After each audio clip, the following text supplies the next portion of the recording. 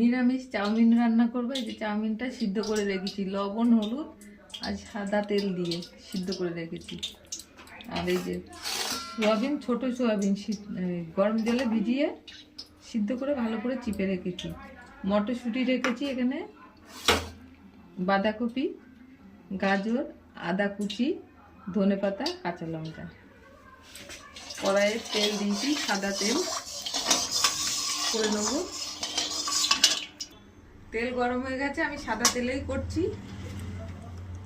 গাজরগুলো দিয়ে দিলাম, বাঁধাকপিটাও দিয়ে দিলাম, আদা কুচিও দিয়ে দিলাম।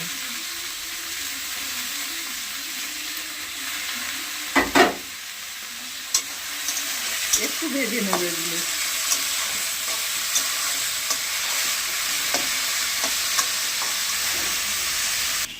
বাঁধাকপি আর গাজর একটু ভাজা হয়ে গেছে, এবার সোয়াবিনগুলো দিয়ে দিলাম।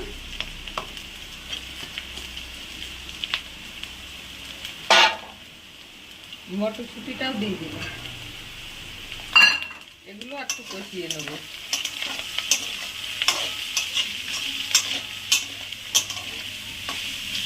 লবণ দিলাম,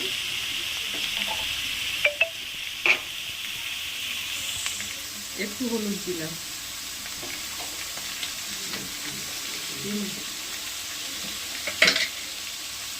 একটু চিনি দিলাম। আর এতে হলুদ লবণ দেওয়া আছে, তার জন্য কম কম দিলাম।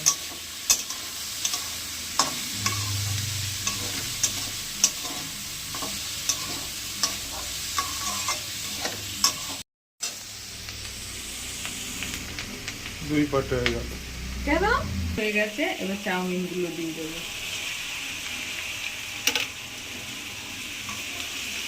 লঙ্কাটা, ধনেপাতাটা একটু পরে দেবো।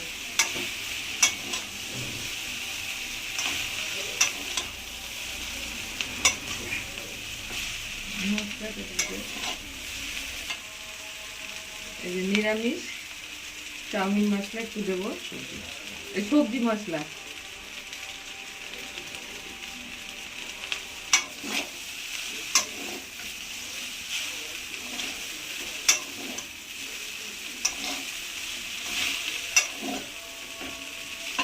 বন্ধ করবি না, একভাবে ধরে।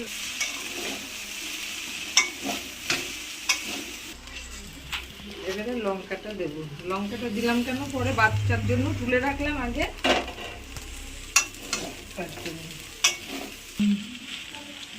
এই যে হয়ে গেছে, এবার ধনে পাতাটা দেবো, দিয়ে নামিয়ে নেবো।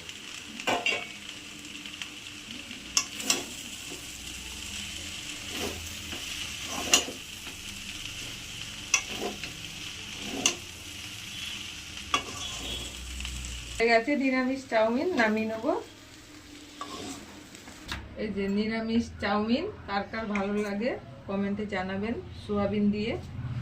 এখন সবজি হয়েছে, শীতের সবজি অনেক কিছুই দেওয়া যায়, আমি বেশি কিছু দিইনি।